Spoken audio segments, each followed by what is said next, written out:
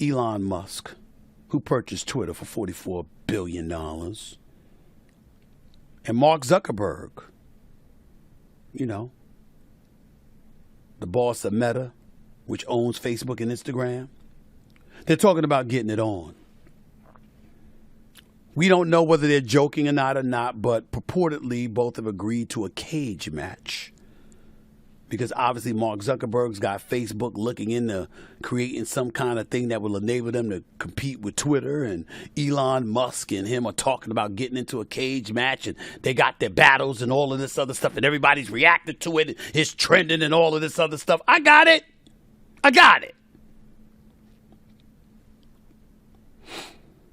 Crazy as it sounds, I think a lot of people wouldn't mind seeing that. You saw what Elon Musk said right there, right? I'm up for a cage match if he is. Laugh out loud. You saw what Mark Zuckerberg said. Send me the location. That's him right there. That's his Twitter. Elon Musk says, I have this great move that I call the walrus, where I just lie on top of my opponent and do absolutely nothing. My God. That's what he said.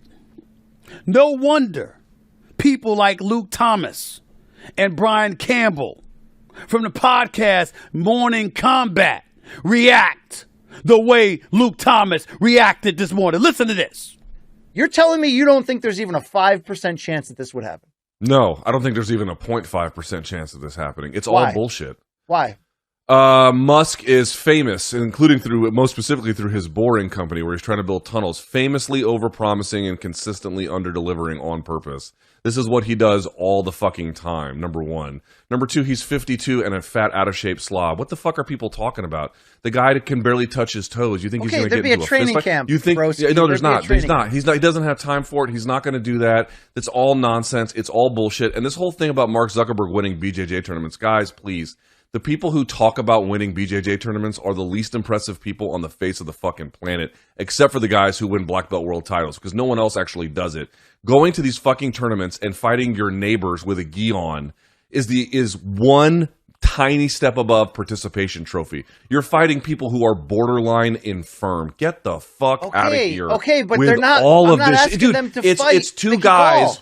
It's two guys who are using dickheads like us for extra media attention. No more, no less. Not going to happen. Not possible. Damn, Luke Thomas, why don't you tell us how you really feel, bro? Why don't you tell us how you really feel? In all seriousness, I like Luke Thomas. I like his candor. I appreciate that. Thank you very, very much. I'm going to listen to some Morning Combat more and more. I mean, I like him. I really, really do. But I'm going to respectfully disagree with Mr. Thomas here. For this reason, we've had plenty of people do stupid things. Very, very stupid things. Things that you would have never imagined they would have done.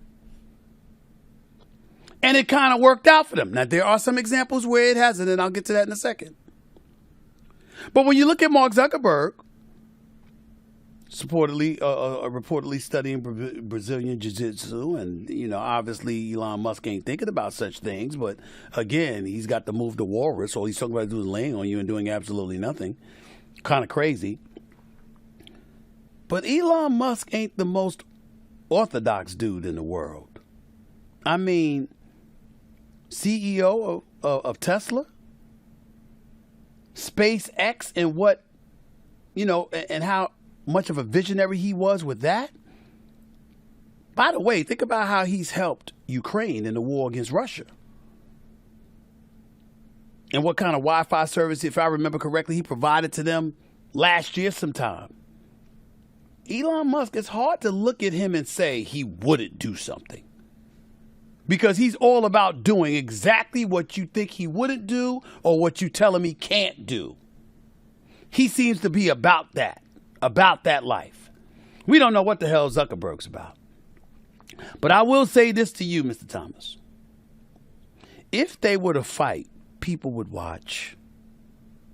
If for no other reason than this disdain for who they are and the positions they're in, because there are people in this world that resent them. Not you, not me, but there are people in the world that resent them and would love to see at least one of them get their ass kicked. And I definitely think that people would definitely see that. I never thought people would watch Jake Paul,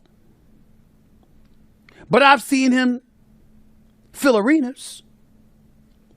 And speaking of stupid things to do, we do remember how foolish it was for former NBA player Nate Robinson to decide to jump into the boxing ring against Jake Paul. And it was Snoop Dogg saying, "Oh, Lord!" And I remember asking Snoop Dogg, you went from that, and in almost another split second, you got very quiet.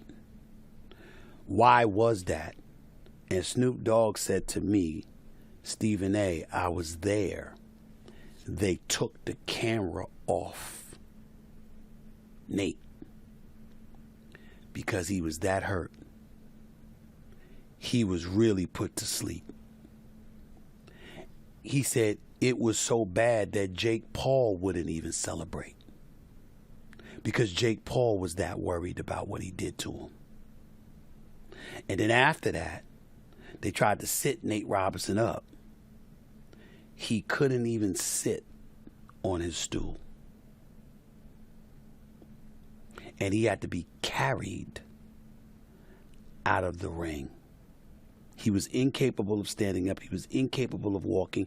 And they were afraid permanent damage had been done to him. And they were so worried about him,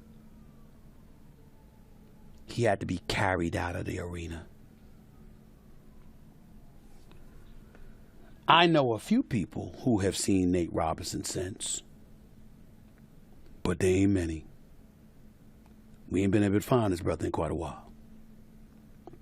I only bring that up to say there are relatively smart, accomplished people who do very stupid things. There's no way around that. It happens all the time. Why can't it be with Elon Musk and Mark Zuckerberg?